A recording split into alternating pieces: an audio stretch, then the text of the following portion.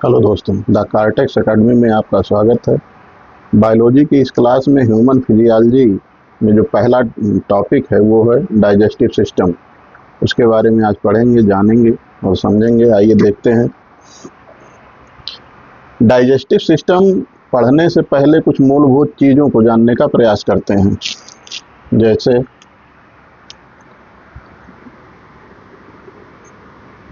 Cell है,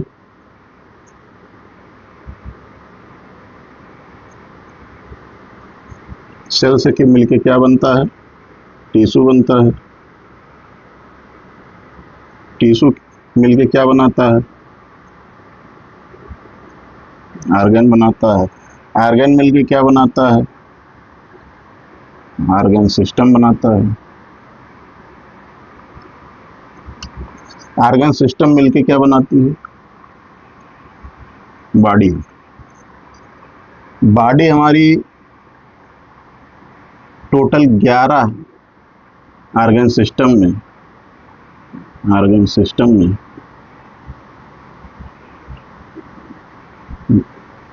बनी है। अब 11 आर्गन सिस्टम कौन कौन से हैं? नंबर 1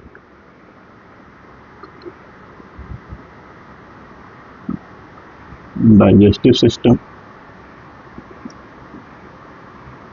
पाचन तंत्र,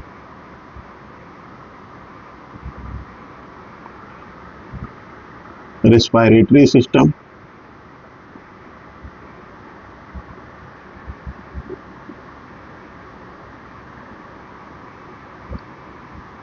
श्वसन तंत्र,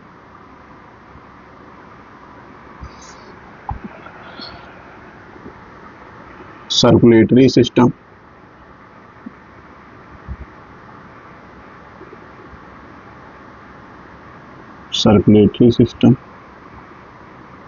परिसंचरण तंत्र,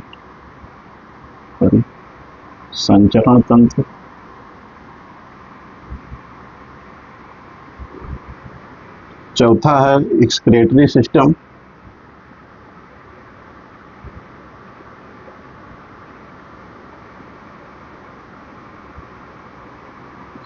उत्सर्जन तंत्र।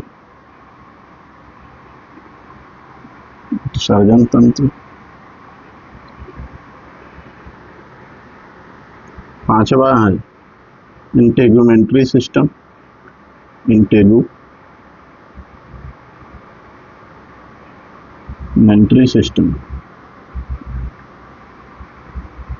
त्वचा तंत्र,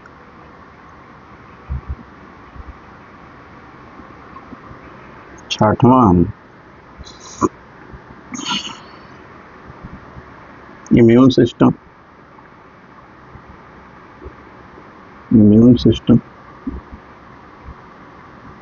प्रतिरक्षा तंत्र,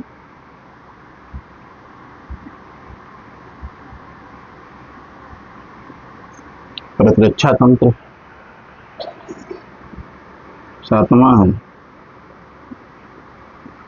एंडोक्राइन सिस्टम,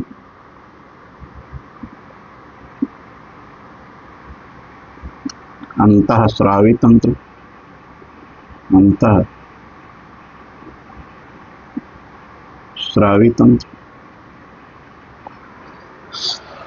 आठवां नर्वस सिस्टम,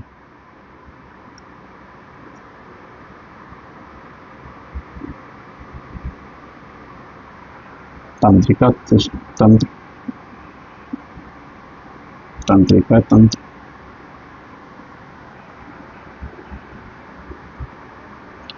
नौवां सिस्टम जो है वो स्केलेटल सिस्टम है।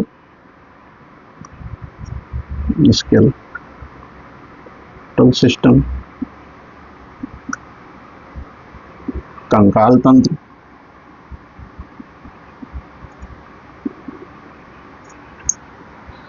10वां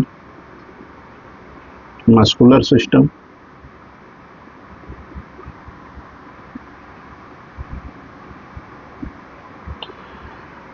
मांसपेशीय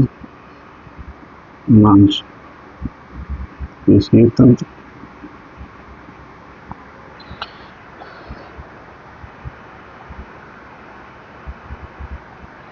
जो 11वां सबसे बड़ा और सबसे इम्पोर्टेंट है, रिप्रोडक्टिव सिस्टम।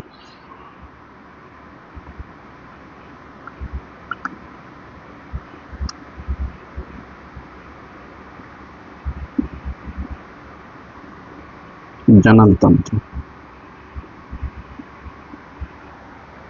यानी 11 सिस्टमों से मिलकर पूरी बॉडी बनी है और 11 सिस्टम मिलकर पूरी बॉडी को चलाते हैं। पहला सिस्टम जो है हमारा है वो डाइजेस्टिव सिस्टम। अब डाइजेस्टिव सिस्टम को आइए समझते हैं कि कैसे काम करता है और क्यों आवश्यक है। सभी सिस्टमों में सबसे आवश्यक है, क्योंकि जब तक भोजन नहीं मिलेगा, एनर्जी नहीं मिलेगी, तब तक बॉडी चलेगी कैसे।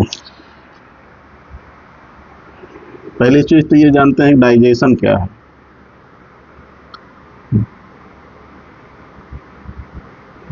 डाइजेशन, पाचन। डाइजेशन का मतलब होता है माइक्रो मॉलिक्यूल, माइक्रो मॉलिक्यूल, बड़े तत्व। बड़ा तत्व क्या है? फूड। इसको माइक्रो मॉलिक्यूल में,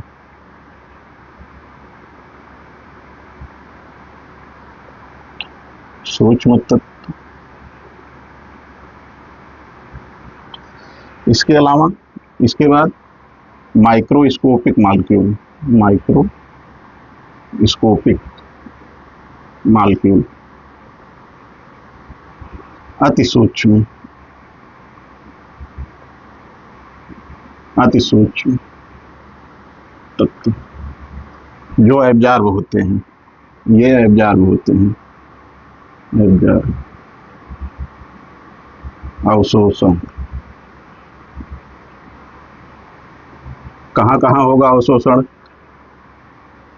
कुछ माउथ में होगा, मुंह में,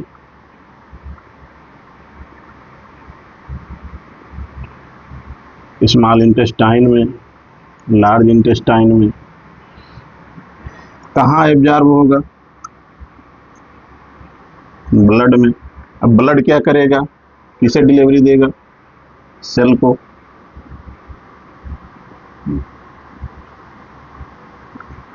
किसको डिलीवरी देगा? सेल को। सेल इसका क्या करेगा?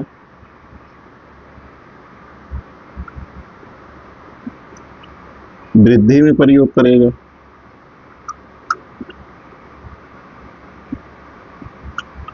और क्या करेगा? रिपेयरिंग में प्रयोग करेगा।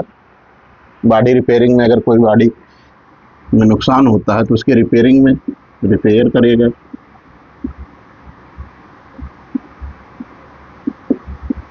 जो मोस्ट इंपॉर्टेंट है किसके लिए? एनर्जी के लिए, ऊर्जा, बॉडी। ऊर्जा मिलेगी तो बॉडी चलती रहेगी। ये है डाइजेशन की process.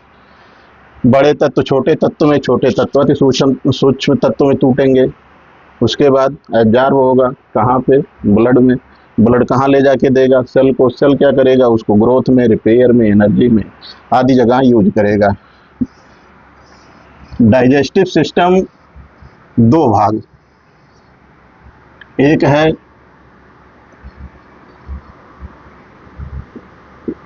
Alimentary canal,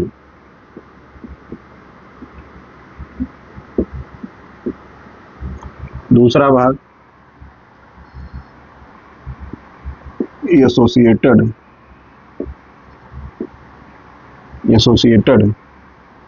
digestive gland, digestive gland, पाचन ग्रंथियां।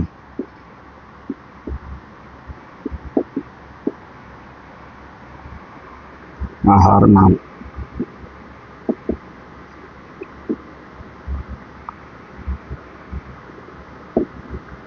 अब आहार नाल कितने भागों में बटा होगा?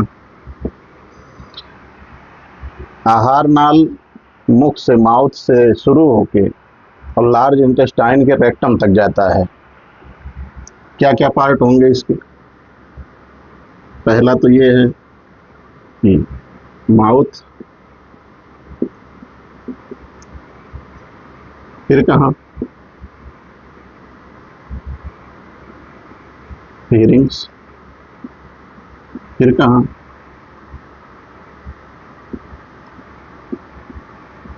ओसियोफेगस, ओसियोफेगस के बाद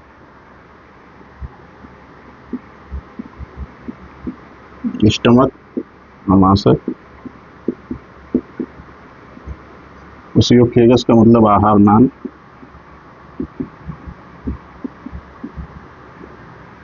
स्टमक के बाद स्मॉल इंटेस्टाइन, स्मॉल इंटेस्टाइन छोटी आंत। इसके बाद लार्ज इंटेस्टाइन,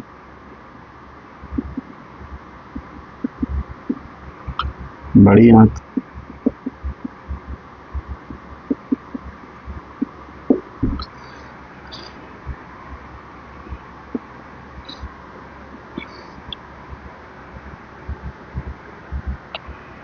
इसमें क्या क्या होगा?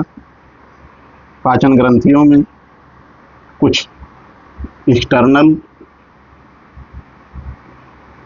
ग्लैंड होंगी। एक्सटर्नल ग्लैंड उन्हें कहा जाता है, वे ग्रंथियां जो किसी मांसपेशी में धंसी ना हो, उसमें चिपकी ना हो, उसे एक्सटर्नल कहा जाता है। एक्सटर्नल में कौन कौन होंगे? सलेवरी, सलेवरी ग्लैंड, लार ग्रंथियां,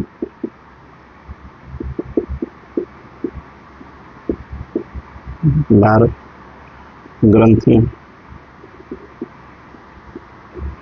दूसरा लीवर, तीसरा पैंक्रियास, अग्नाशय, यकृत। अब इंटरनल ग्लैंड, इंटरनल ग्लैंड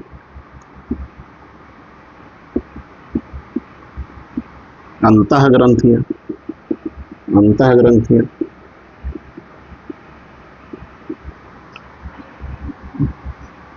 जैसे गैस्ट्रिक ग्लैंड, गैस्ट्रिक ग्लैंड मतलब जठर ग्रंथियां।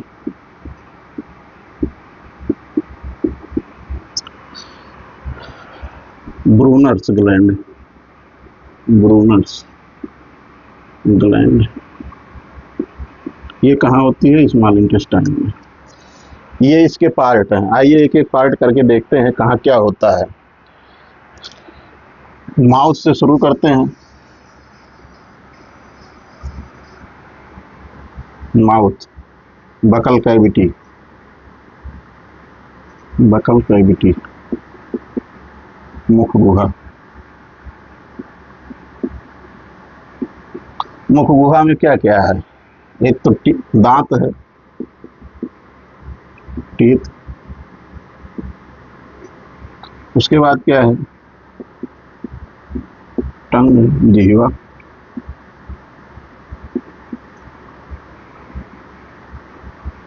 सलेवरी ग्लैंड,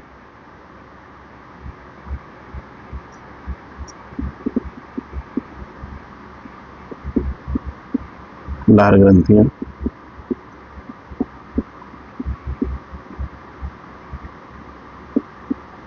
लार ग्रंथियां। अब तीनों कहाँ हैं? बकल कैविटी में। दांत, अगर ह्यूमन टीथ की बात करें तो ह्यूमन टीथ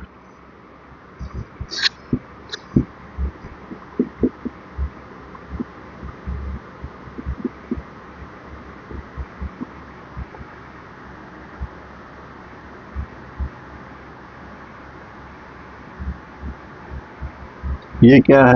क्राउन,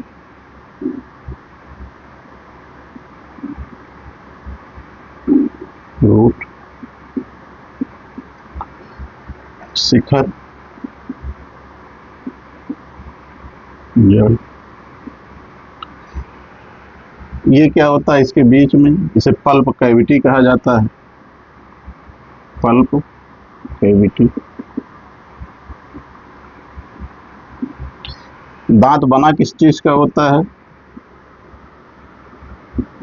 इनामेल, जो ऊपरी परत होती है।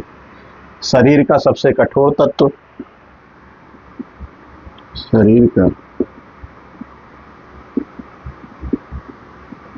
सबसे कठोर तत्व इनामेल। ये होता कैसे है ह्यूमन टीथ, तीन चीज होता है, थीकोडोंट, गर्तदंती, मतलब जड़ें इसकी गहराई में होती हैं, डाइफियोडेंट, डाइफियोडोंट, इसका मतलब दो बार निकलती हैं, दांत दो बार निकलता है, एक बाल निकालो किशोरावस्था में। यहाँ 20 होते हैं, 20, यहाँ 32 होते हैं। हेट्रोडोंट,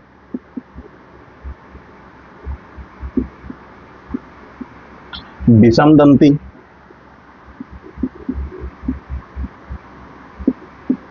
विषमदंती का मतलब, विषमदंती का मतलब होता है कि जिसमें कई प्रकार के दांत पाए जाते हों, जैसे incisor, canine, molar, premolar. Human dental formula क्या है, ह्यूमन डेंटल फार्मूला 21-23/21-23 × 2।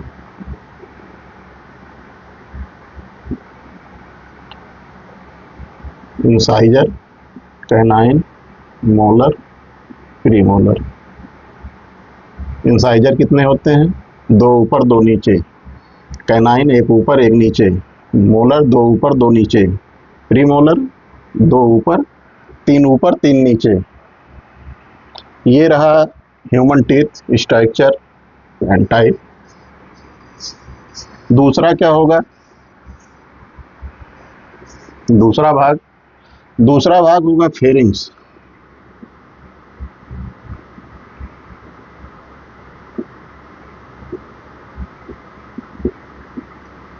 यहाँ ऐसी संरचना होती है, मान लीजिए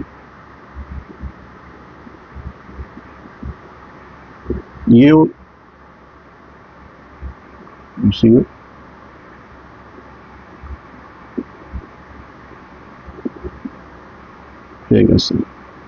आहार नाम, एक नली हो गई। दूसरी नली कौन सी है, ट्रैकिया।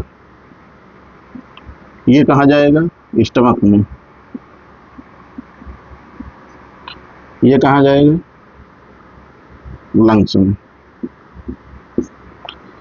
अब हम जब सांस लेते हैं तो एक नली यहाँ होती है जिसे लेरिंग्स कहा जाता है, जो ट्रैकिया के ऊपर होता है। एक नली यहाँ होती है जो ओसियोफेगस के ऊपर होता है, जिसे गूलेट कहा जाता है, गूलेट। इन दोनों के ऊपर कवर करने के लिए कि हम भोजन कर रहे हैं, सांस ले रहे हैं और सांस भोजन नलिका में ना जाए और भोजन श्वास नलिका में ना जाए, इसको कवर करने के लिए अल्टरनेट क्रम में यहाँ एक आर्गन होता है जिसे एपिग्लॉटिस कहा जाता है।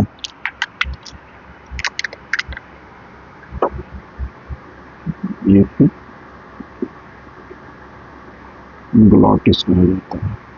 ये एक प्रकार का कवर है, दोनों नली को आवश्यकता अनुसार ढकता है। अगला पार्ट क्या था हमारा,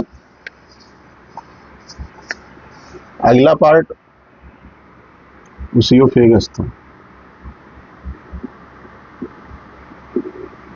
आहार नाल।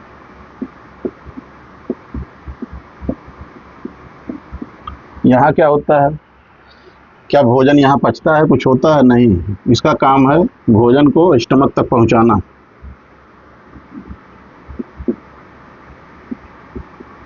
लेकिन हाँ, यहाँ इस नली में एक प्रकार का मोशन होता है जिसे पेरिस्टोलिसिस कहा जाता है, मतलब कर्मानुकुंचन गति। कर्मानुकुंचन गति, इसी गति के कारण भोजन आगे बढ़ता है, मतलब लहर उत्पन्न होता है ऐसे ऐसे करके, और वो भोजन आगे आगे बढ़ता रहता है। इसी को कर्मानुकुंचन गति कहा जाता है, पेरिस्टोलिसिस। ये स्टमक में पहुंचेगा। अब स्टमक के 3 पार्ट,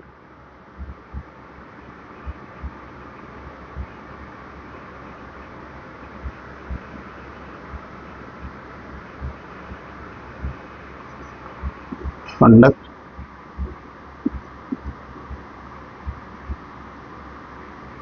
फंडस,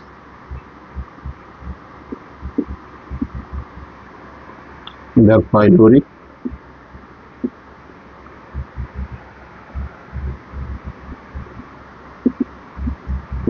कार्डियो।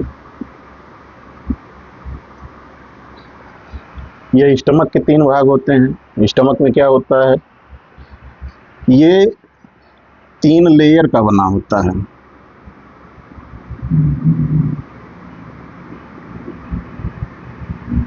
तीन लेयर का क्यों? क्योंकि यहाँ HCl का सिक्रेशन होता है। अगर 3 लेयर का नहीं होगा, मजबूत नहीं होगा, तो HCl इसको डिस्ट्रॉय कर देगा। इसी में होती हैं गैस्ट्रिक ग्लैंड। गैस्ट्रिक ग्लैंड जिससे गैस्ट्रिक जूस निकलता है।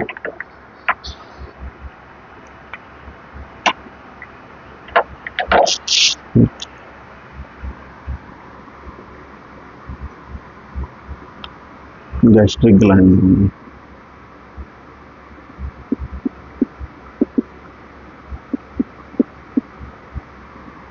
जठर ग्रंथि।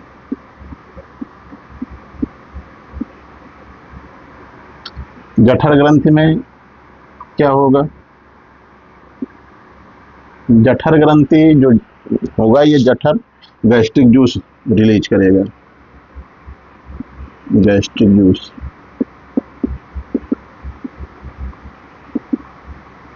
जठर रस,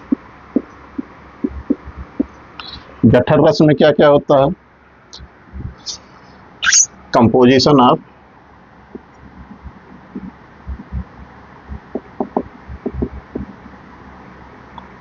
गैस्ट्रिक जूस।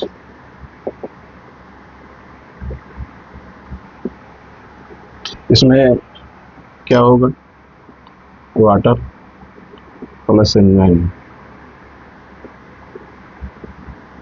वाटर 90%, पानी 90%, एंजाइम 99%, एंजाइम 1%। एंजाइम सिर्फ 1% है, लेकिन इसमें क्या क्या होगा, आइए देखते हैं क्या क्या इसमें से निकलेगा।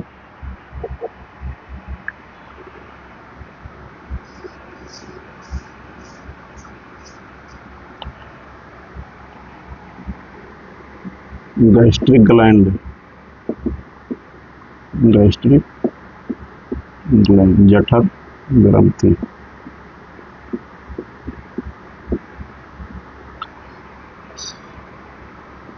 निकलेगा क्या क्या, एक तो गैस्ट्रिक जूस निकलेगा।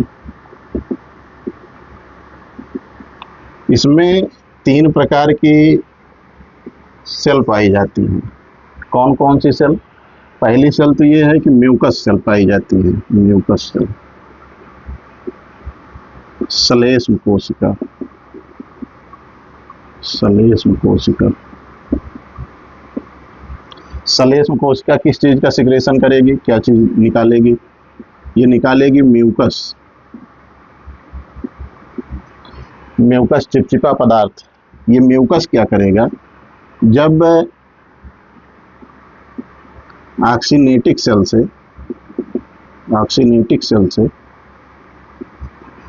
HCl निकलेगा। अब HCl क्या है, एसिड है। अब एसिड है तो ये स्टमक को डिस्ट्रॉय तो कर सकता है, खराब कर सकता है, उसको काट सकता है। तो यही म्यूकस जो है बचाता है, स्टमक के वाल को बचाता है और पेट की दीवारों को बचाता है, ताकि उससे कोई नुकसान ना हो। तीसरी सेल होती है एक चीफ सेल, चीफ या जाइमोटिक सेल। जाइमोटिक सेल ये क्या सिक्रीट करती है? ये सिक्रीट करती है पेप्सिन। पेप्सिन क्या है? एंजाइम।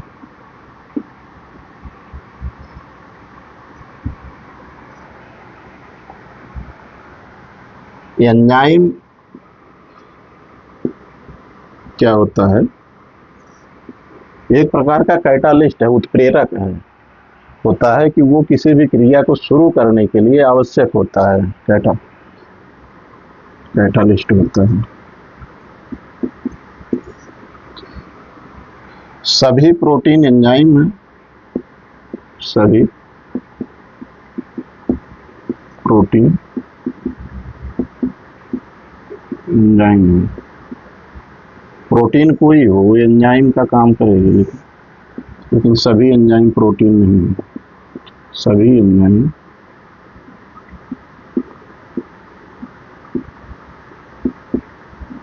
प्रोटीन नहीं है।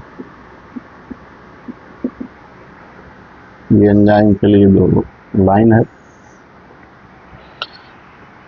ये स्टमक का हो गया। स्टमक 3 भागों में बटा है, कार्डियक, फंडस, पाइलोरिक। उसमें गैस्ट्रिक ग्लैंड पाई जाती हैं। गैस्ट्रिक ग्लैंड में गैस्ट्रिक जूस निकलता है, जिसमें 99% वाटर होता है, 1% एंजाइम होता है। 3 सेल होती हैं गैस्ट्रिक ग्लैंड जठर ग्रंथियों में। म्यूकस सेल जो श्लेष्म कोशिका कहा जाता है, म्यूकस निकालेगी, चिपचिपा पदार्थ। ऑक्सीनेटिक सेल एस्ट्रियल निकालेगी, एसिड होता है, इसको बचाने के लिए म्यूकस काम आएगा। चीफ या जाइमोटिक सेल पेप्सिन निकालेगा, ये एंजाइम है। अब पेप्सिन क्या करेगा? पेप्टोन को पेप्टाइड में तोड़ेगा, पेप्टाइड में और अमीनो एसिड में, अमीनो एसिड में तोड़ेगा। अमीनो एसिड बिल्डिंग ब्लॉक होता है, इकाई होता है किसका? प्रोटीन का। तो इसी में वो तोड़ेगा, ताकि जो अति सूक्ष्म कण हम लोग पढ़े थे, वही चीज ये होगा कि अमीनो एसिड उसका सूक्ष्म कण है, उसको एब्जॉर्व करेगा। इसलिए ये पेप्सिन एंजाइम। आगे का जो अगला ऑर्गन है वो है स्मॉल इंटेस्टाइन।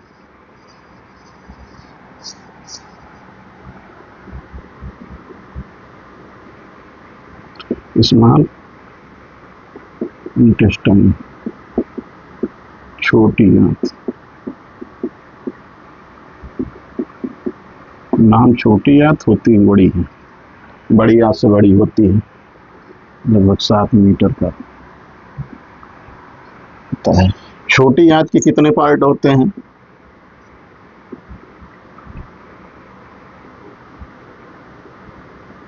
डियोडिनम, जेजुनम,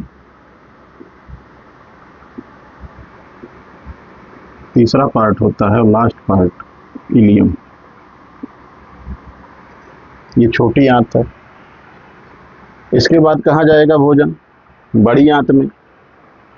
इलियम जो इसका लास्ट पार्ट है, last part of acai, last part of acai, small intestine. इसी में होता है माइक्रोविलाई।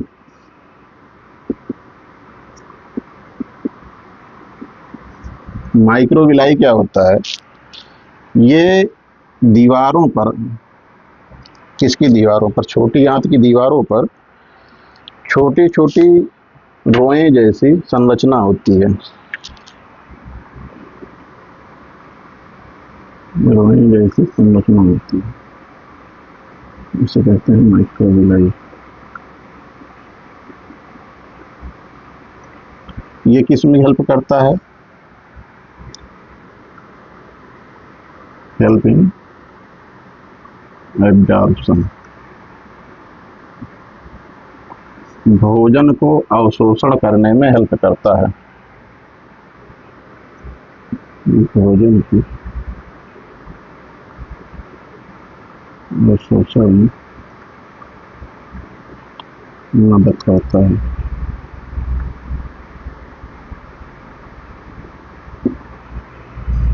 अगला पार्ट क्या होगा? स्मॉल इंटेस्टाइन के बाद लार्ज इंटेस्टाइन।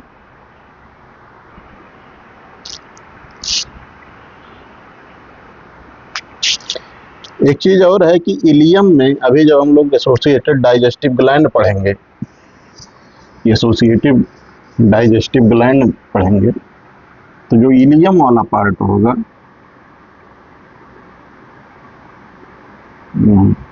यहीं पे एक कॉमन डक्ट आके, कॉमन नलिका आके मिलती है।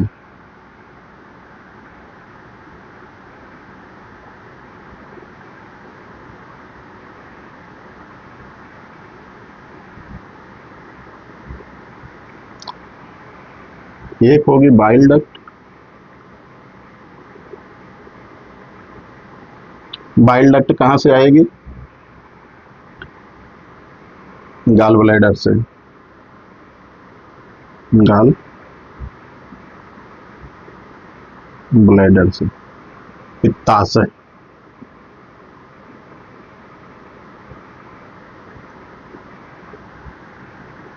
एक होगा पैंक्रियाटिक डक्ट,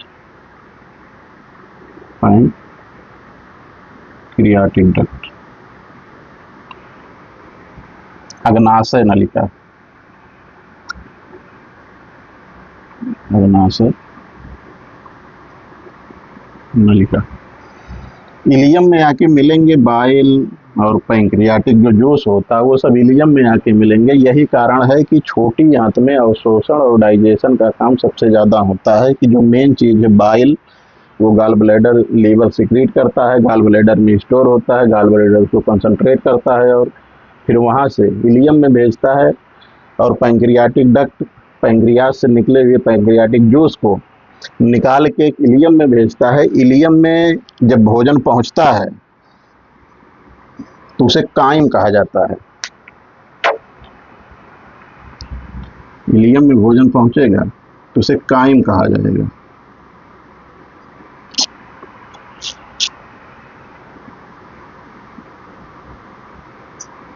उसे काइम कहा जाता है।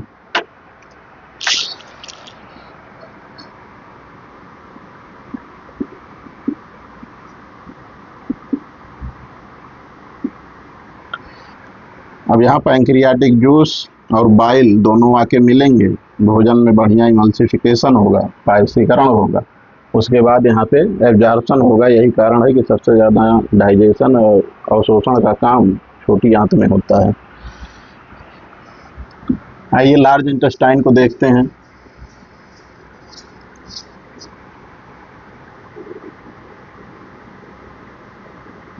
लार्ज इंटेस्टाइन,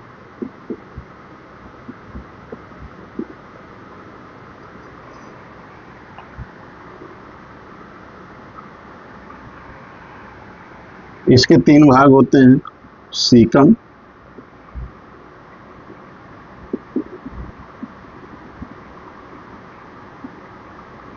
कोलन,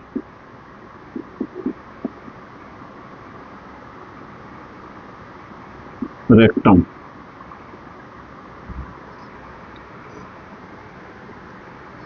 सीकम के पास में एक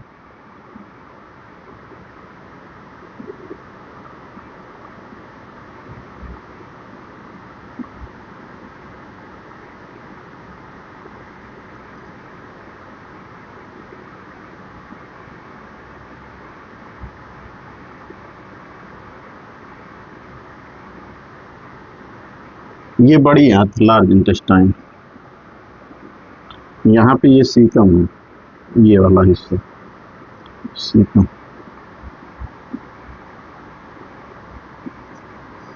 एक संरचना पाई जाती है जिसे बर्मी फार्म अपेंडिक्स कहा जाता है। बर्मी फार्म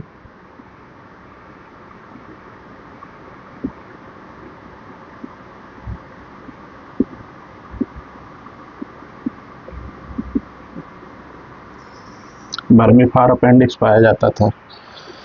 पाइए अवशेषी अंग है, वे अंग जो अब काम की ना हो, पहले काम के रहे होंगे। जब मानव सभ्यता का विकास हुआ था उस समय जो लोग खाते थे, क्या खाते थे, उसको पचाने में कुछ हेल्प करता रहा होगा, लेकिन अब इसका यूज नहीं है, इसलिए अब ये वेस्टिजियल ऑर्गन है, अवशेषी अंग है,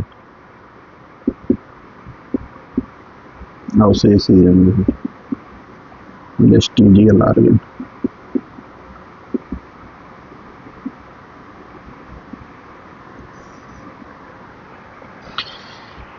ये हो गया large intestine, caecum, colon, rectum. Caecum के पास में वर्मीफार अपेंडिक्स होता है जिसे अवशोषी अंग कहा जाता है, वेस्टिजियल ऑर्गन है।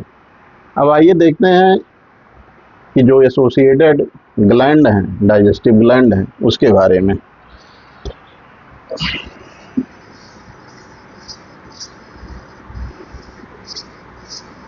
पार्ट तो पढ़ लिए हमने, माउथ है, बकल कैविटी है, फिर फेरिंग्स है, इसोफेगस है, स्टमक है, स्टमक के बाद स्मॉल इंटेस्टाइन है, स्मॉल इंटेस्टाइन के बाद लार्ज इंटेस्टाइन है, सबके अपने अपने पार्ट हैं। अब सलाइवरी ग्लैंड, लार ग्रंथियां,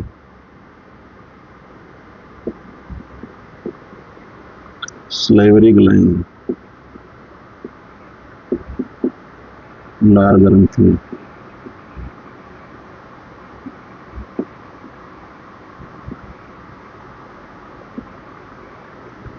क्या सीक्रेट करेंगे, कितने प्रकार की टाइप, 3 प्रकार की होती हैं। सब mandibular,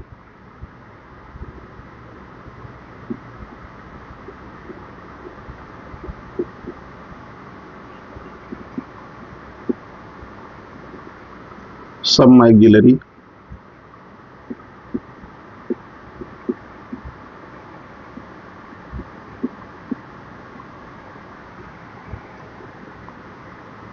parotid, parotid gland. Parotid gland largest salivary gland है, सबसे बड़ी लार ग्रंथि, लार्जेस्ट है, सबसे बड़ी लार ग्रंथि।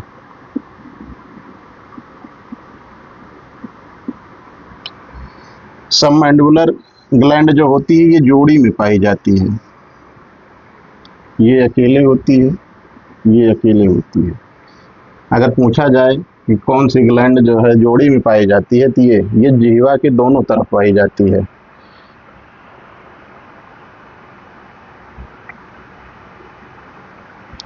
जिह्वा, थोड़ा टंग के बारे में देखते हैं।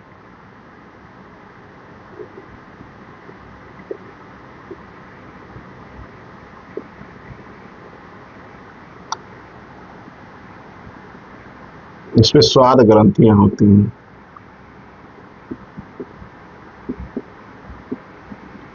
स्वाद ग्रंथियां होती हैं जिसे पैपिली कहा जाता है। जिह्वा ऐसे मान लीजिए, ऐसे ये जिह्वा है, ये कौन जिह्वा है। पीछे जो स्वाद मिलता है वो तीखा मिलता है, आगे टिप पर जो स्वाद मिलेगा वो स्वाद मिलेगा मीठे का, साइड में खट्टा, सिट्रस टेस्ट।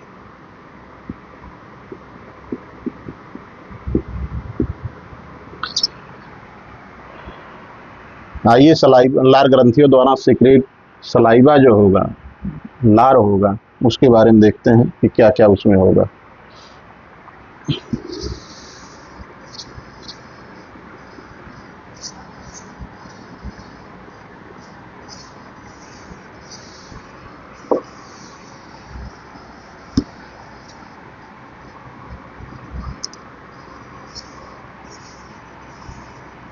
डाइजेस्टिव सिस्टम में जो मेन पार्ट है वो सलाइवरी ग्लैंड उसकी ग्लैंड ही हैं, क्योंकि वही हेल्प करती हैं कि उनको जो है भोजन को पचाने में।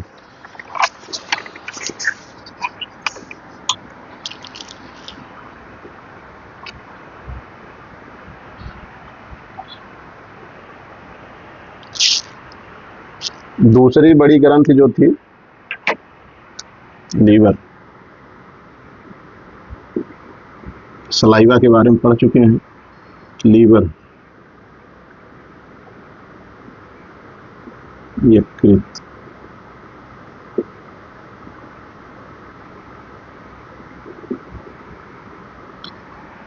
Largest gland of body, largest gland of body, शरीर की सबसे बड़ी ग्रंथि।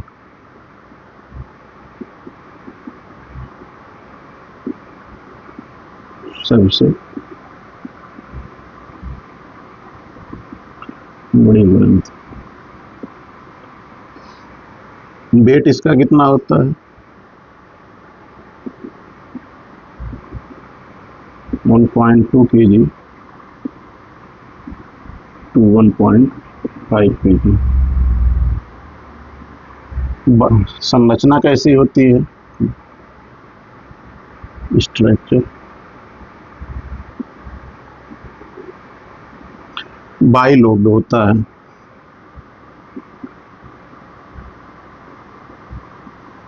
द्विपालिका, द्विपालिका,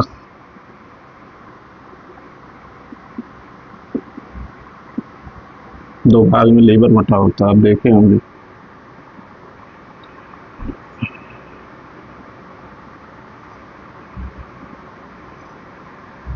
दो भाग में लीवर बटा होता है।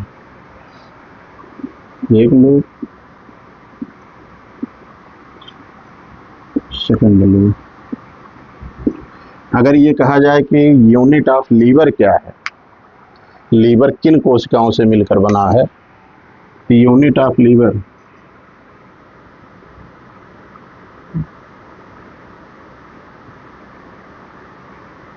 यकृत की इकाई, यकृत की इकाई।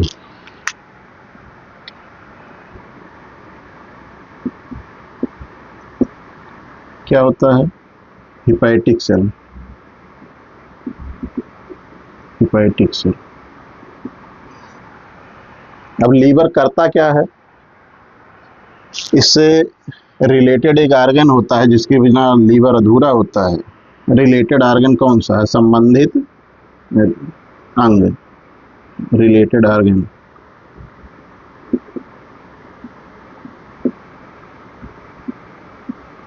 कौन होता है? गॉल ब्लैडर,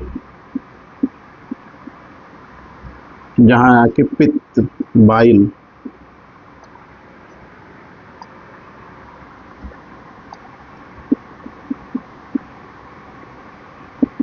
बाइल स्टोर होता है।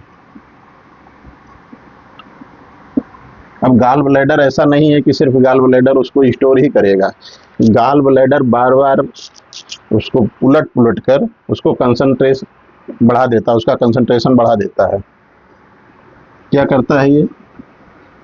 Increase concentration, increase concentration of bile. Bile का कंसंट्रेशन, पित्त का सांद्रता बढ़ा देता है।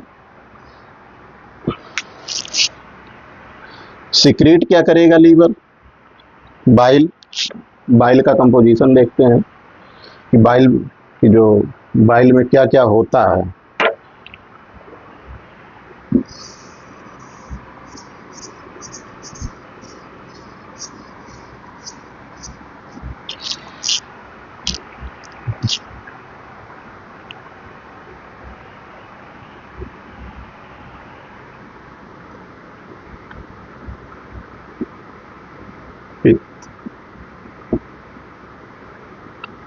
वाटर, और क्या होगा, बाइल पिगमेंट होगा। वर्णक जिसे कहा जाता है पिगमेंट, पित्त वर्णक, कलर जिससे। इसके बाद क्या होगा, बाइल साल्ट, पित्त लवण। इसके अलावा क्या होगा, इसमें इलेक्ट्रोलाइट्स होंगे।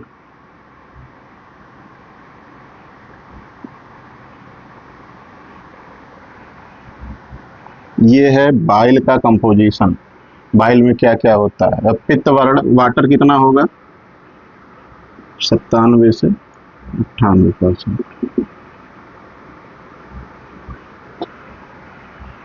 बाइल पिगमेंट क्या क्या होते हैं, 2 बाइल पिगमेंट होता है, बिलिरुबिन, बिलीवर्डिन।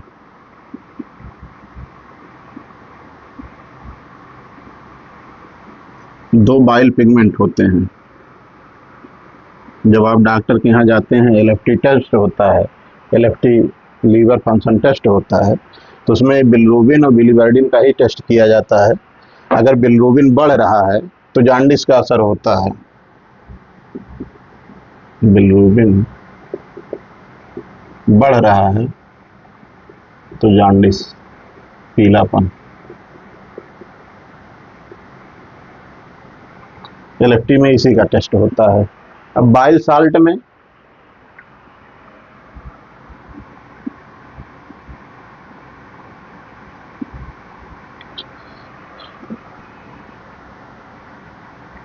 इलेक्ट्रोलाइट में मैग्नीशियम होता है, अन्य इलेक्ट्रोलाइट होते हैं। इसमें एक ये होता है कि बाइकार्बोनेट,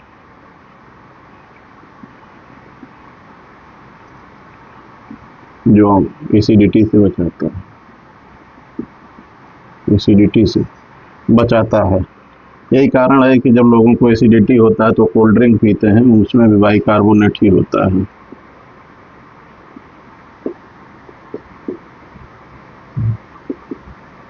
बाइकार्बोनेट एसिडिटी को एल्कलाइन में बदल देता है,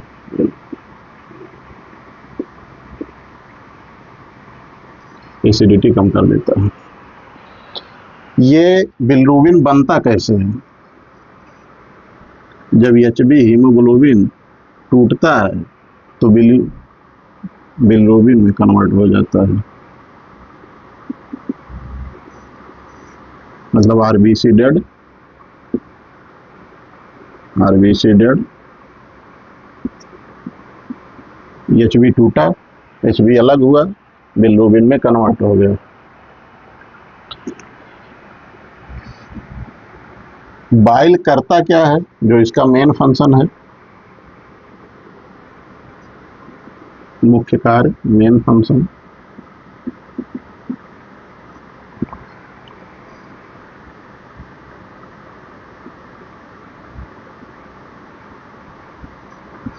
मेन कार्य इसका इमल्सिफिकेशन है, पायसीकरण। पायसीकरण क्या होता है कि मान लीजिए फैट के जो बड़े बड़े अणु हैं उनको छोटे छोटे अणुओं में तोड़ देता है, इमल्सिफिकेशन।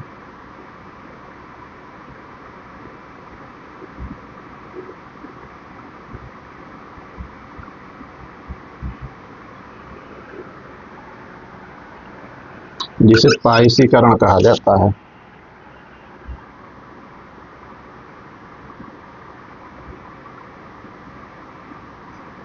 मान लीजिए ये बड़े बड़े अणु हैं इसके, फैट के,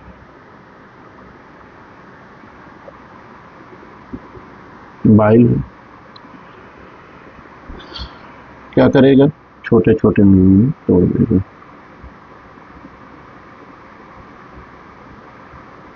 जब छोटे छोटे अणुओं में टूट जाएगा तो डाइजेशन में हेल्प करेगा।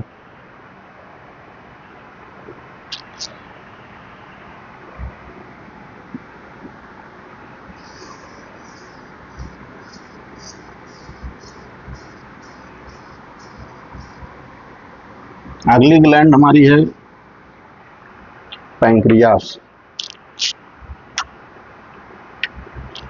पैंक्रियास मतलब अग्नाशय।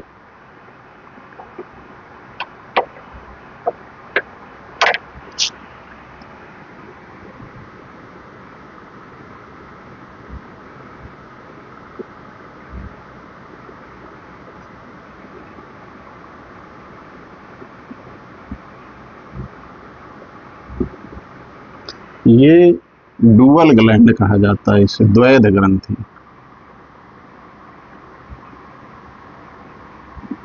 डुअल ग्लैंड, द्वैध ग्रंथि।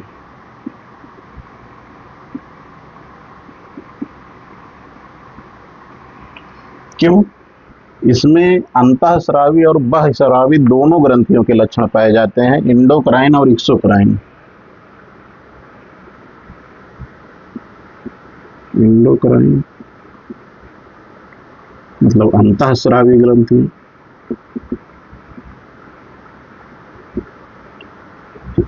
ये डक्टलेस ग्रंथि होती है, बिना डक्ट, बिना नलिका के। इसमें नलिका नहीं होता, जैसे बाद में हम लोग जो है जब इंडोक्राइन सिस्टम पढ़ेंगे तो उसमें तमाम पैरोटिड है, थायराइड है, पीयूष ग्रंथियां हैं, अन्य ग्रंथ, पैराथायराइड ग्रंथियों को पढ़ेंगे तो वो सब जो है डक्टलेस ग्लैंड होती हैं। जिन ग्रंथियों में नलिका नहीं होता है, सिक्रीशन के बाद डायरेक्ट डिलीवरी होती है, उसे इंडोक्राइन कहा जाता है, अंतःस्रावी ग्रंथियां कहा जाता है। तो इसमें भी इंडोक्राइन के लक्षण पाए जाते हैं। दूसरा लक्षण एक्सोक्राइन का होता है। एक्सोक्राइन का बहिस्रावी ग्रंथियां, बहिस्रावी ग्रंथि। यहाँ डक्ट पाया जाएगा, नलिका पाई जाएगी।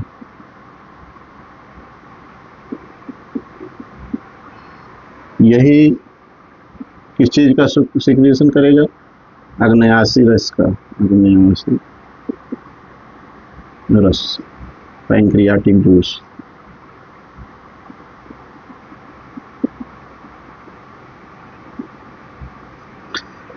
अब बहिस्रावी है, यहाँ नलिका है, तभी हम लोगों ने कुछ देर पहले देखा था कि काइम में पैंक्रियाटिक डक्ट आके मिलती है, वहां से सिक्रीट किया, सप्लाई दिया, जाके का जो है इलियम में मिल गया।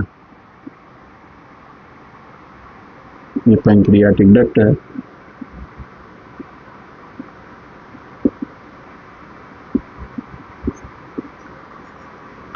अब इसके कारण से इसे एक्सोक्राइन ग्लैंड कहा जाता है, क्योंकि यहाँ पे नलिका पाई जा रही है। इंडोक्राइन के बारे में पढ़ते हैं कि इंडोक्राइन में क्या होता है। इंडोक्राइन सिस्टम में जो है, जो मेन चीज होता है, यहाँ एक सेल पाई जाती है, जिस सेल को कहा जाता है islets of Langerhans. Islets of Langerhans, Langerhans की दीपिका। छोटे छोटे से पार्ट होते हैं।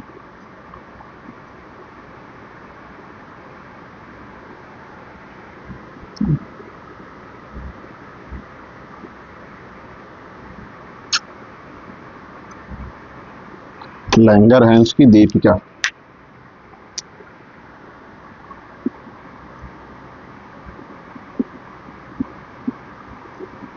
यहाँ 3 सेल पाए जाते हैं, 3 टाइप के। एक अल्फा सेल होता है।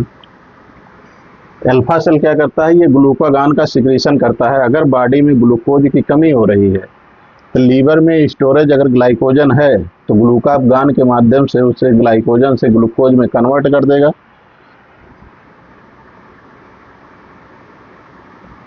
ग्लूकागान क्या करेगा? ग्लाइकोजन को ग्लूकोज में कन्वर्ट कर देगा।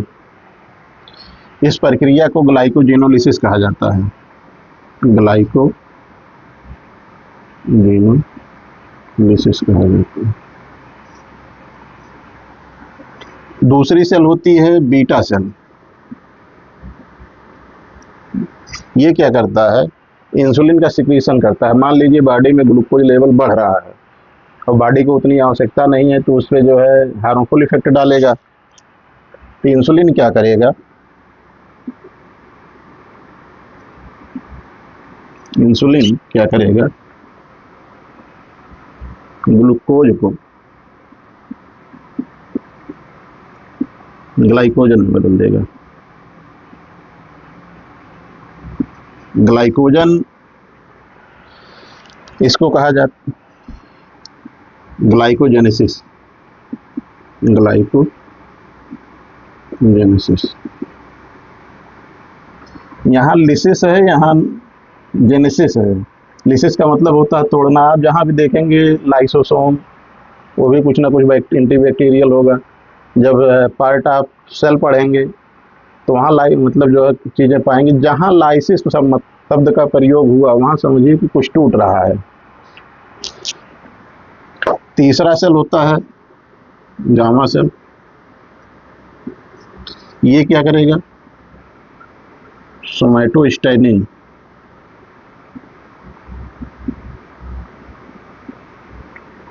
का सिक्रीशन करेगा। ये दोनों को कंट्रोल करता है, control both hormone, control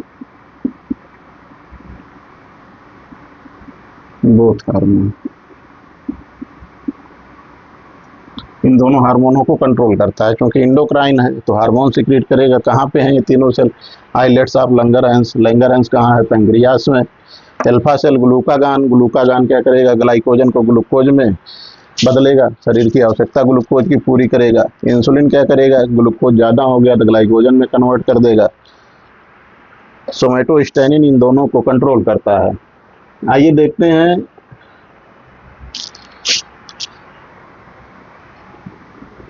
pancreatic juice जो होता है उसका कंपोजिशन।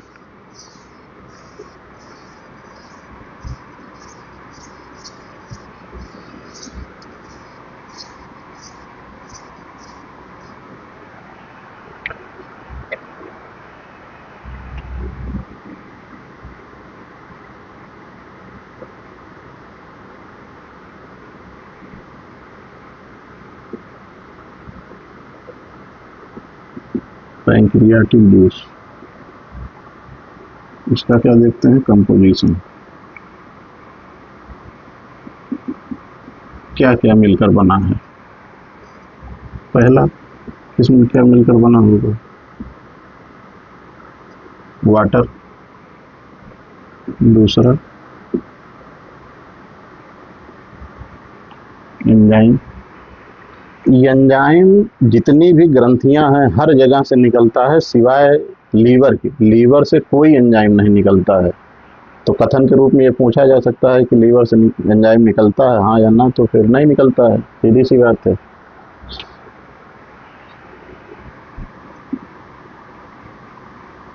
साल्ट, वाटर कितना परसेंट, एंजाइम कितना होगा, साल्ट कितना होगा, इसका पीएच कितना होता है, पीएच 7.8 to 8.3, मतलब क्षारीय होता है, एल्कलाइन होता है, एल्कलाइन क्षारीय होता है। ये एंजाइम कौन कौन से निकालेगा, ये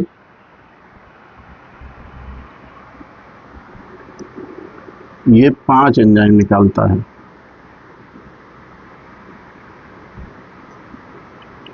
कौन कौन, पहले एंजाइम तो ये ट्रिप्सिन निकालता है, ट्रिप्सिन। दूसरी एमाइलेज। तीसरी कार्बोक्सीहाइड्रेलेज,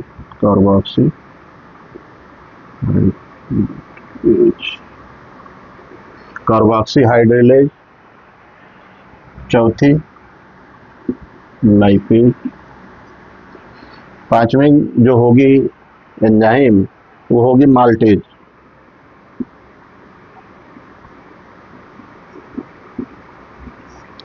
अब ये एंजाइम क्या करेगा, किसी न किसी केमिकल प्रोसेस, रासायनिक क्रिया को बढ़ाएगा, उसे पूरी करेगा। अब ट्रिप्सिन क्या करेगा, ट्रिप्सिन पेप्टोन को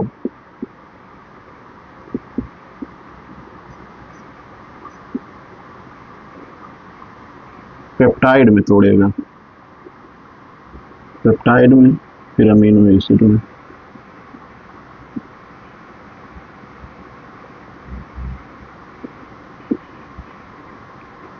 अमीनो एसिड में प्रोटीन, फिर सबसे बड़ा जो बिल्डिंग ब्लॉक होता है वो प्रोटीन सबसे इम्पोर्टेंट पार्ट होता है बॉडी के लिए।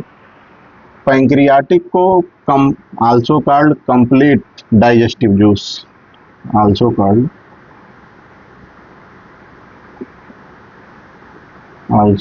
Complete digestive juice.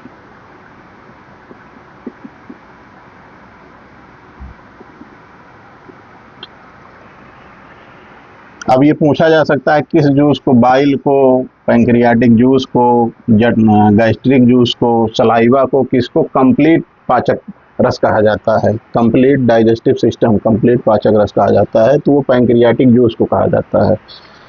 ये माइलेज क्या करेगा, कार्बोक्सिलेज क्या करेगा, लाइपेज क्या करेगा, माल्टोज क्या करेगा।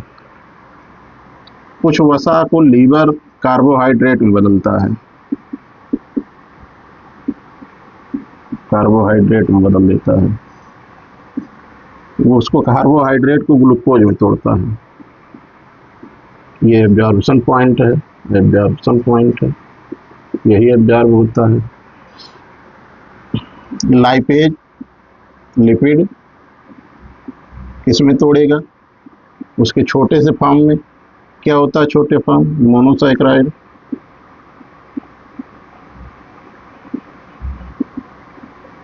मोनोसैकेराइड या ग्लिसरीन में। माल्टेज क्या करेगा, स्टार्च को, जो आलू वगैरह में पाया जाता है, उसको किस में तोड़ेगा, माल्टोज में, जो कि शुगर है। ये एब्जॉर्ब हो जाएगा, अवशोषित हो जाएगा।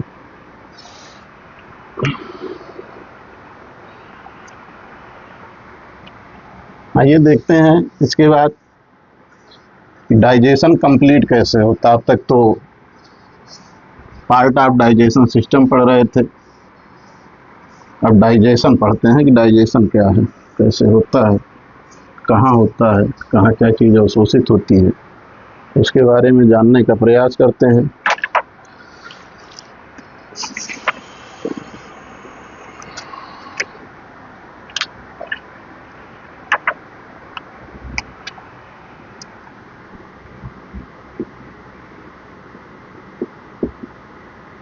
डाइजेशन स्टार्ट, शुरू कहाँ से होता है, start from mouth, start from mouth, complete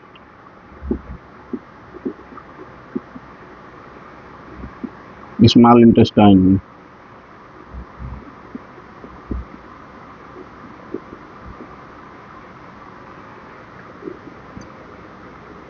पहला प्रोसेस कहाँ होगा, माउथ में। जो पहला प्रोसेस होगा वो माउथ में होगा। यहाँ क्या है, सलाइवा है, लार है,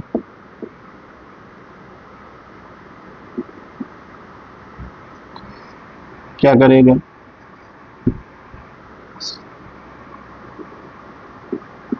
पैरोटिड ग्लैंड से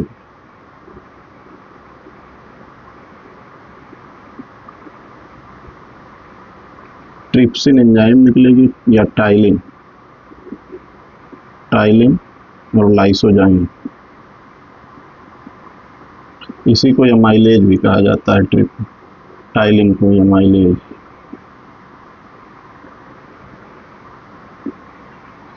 स्टार्च को तोड़ देगा किसमें? माल्टोज में, एब्जॉर्ब इन माउथ।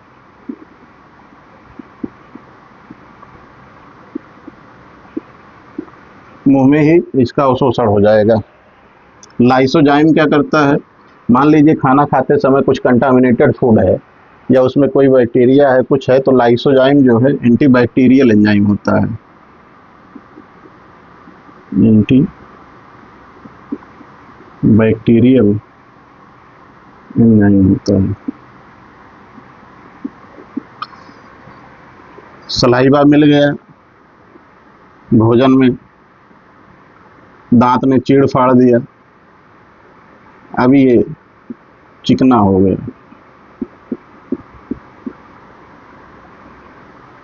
वो इसोफेगस में पहुंचा। यहाँ कोई डाइजेशन नहीं, कोई एब्जॉर्प्शन नहीं, कोई अवशोषण नहीं, स्टमक में पहुंचा।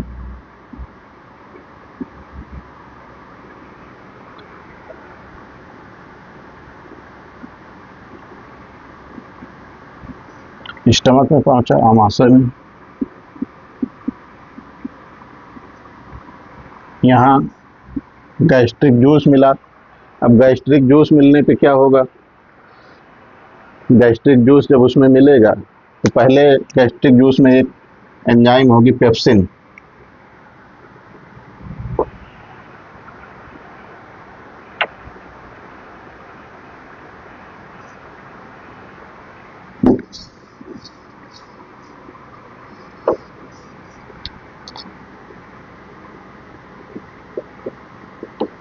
गैस्ट्रिक जूस, जठर रस,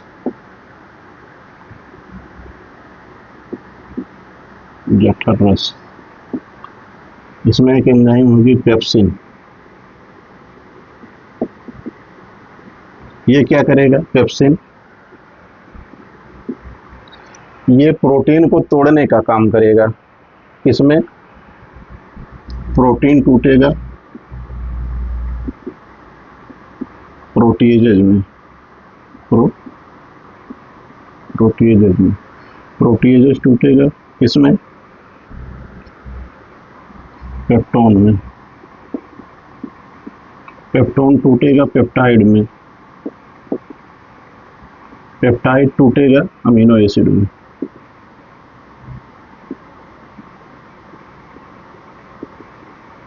ये एब्जॉर्ब होगा, अवशोषण होगा।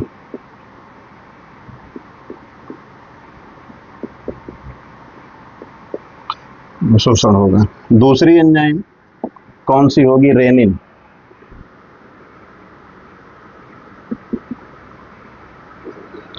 ये क्या करेगा? ये मिल्क प्रोटीन होती है, दूध में पाई जाने वाली प्रोटीन है, कैसीन।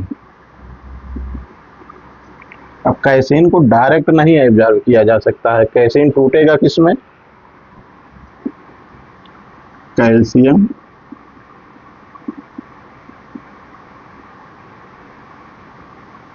पैरा कैसिनेट में। ये enzyme more important for child. बच्चों में ज़्यादा इसकी आवश्यकता होती है क्योंकि बच्चे बार बार दूध पीते हैं माँ का, तो उनके लिए ज़्यादा इम्पॉर्टेंट होता है। क्या करेगा? दूध की प्रोटीन है एक कैसीन। कौन प्रोटीन है दूध की? कैसीन। किसमें बदलेगा? कैल्शियम पैरा कैसिनेट में। अब ये एब्जॉर्ब होगा। इसके बाद क्या होगा? इसमें एक एंजाइम और इसमें होगा म्यूसिन। इसका काम क्या है? भोजन को चिकना बनाना, भोजन को चिकना बनाना।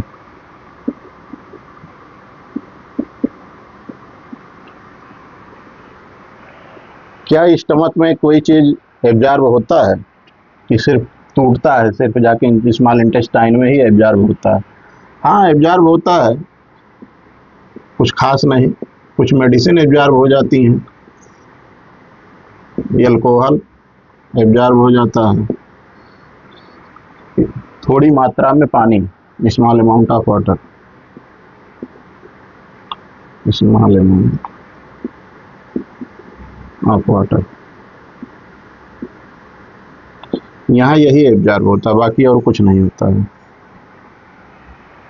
माल्टोज कहाँ एब्जॉर्ब हो रहा था? मुख में।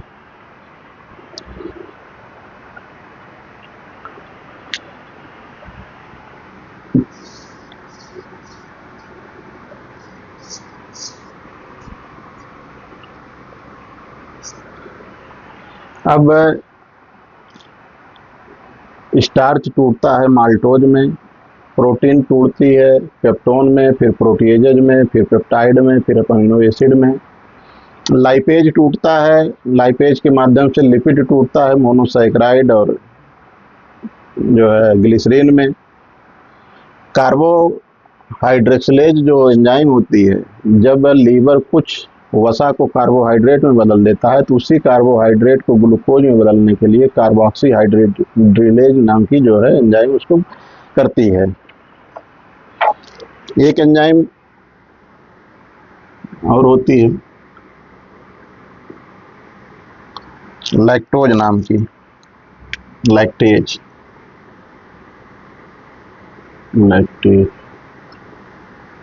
ये क्या करती है? सुक्रोज को किसमें तोड़ती है? ग्लूकोज और गैलेक्टोज में, ग्लूकोज और गैलेक्टोज, ग्लूकोज और गैलेक्टोज में।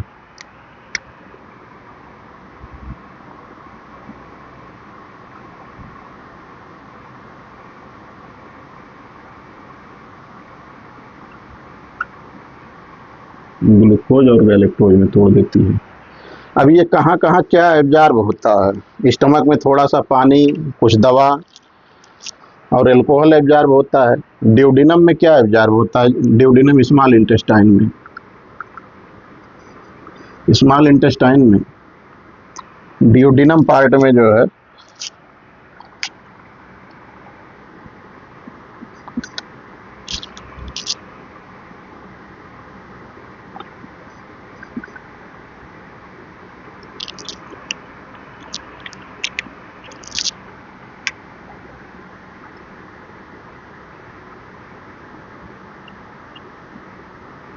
यहाँ क्या क्या एब्जॉर्ब होगा?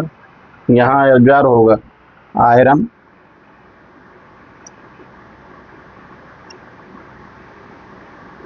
Calcium, magnesium. बाकी जगह जेजुनम में, जो इसका मिडिल पार्ट होता है एसआई का, जेजुनम, यहाँ पे प्रोटीन एब्जॉर्ब होगा, कार्बोहाइड्रेट,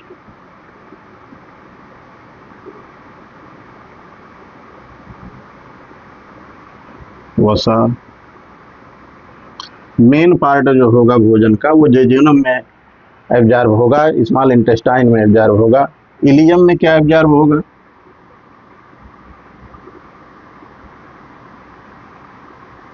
यहाँ विटामिन B12, विटामिन के, मोर अमाउंट ऑफ वाटर, पानी ज़्यादा यहीं एब्जॉर्ब होता है, मोर अमाउंट ऑफ वाटर, पानी सबसे ज़्यादा यहीं एब्जॉर्ब होता है। अब हमारा डाइजेस्टिव सिस्टम कंप्लीट होता है। मिलेंगे अब हम अगले चैप्टर रेस्पिरेटरी सिस्टम में। तब तक के लिए नमस्कार।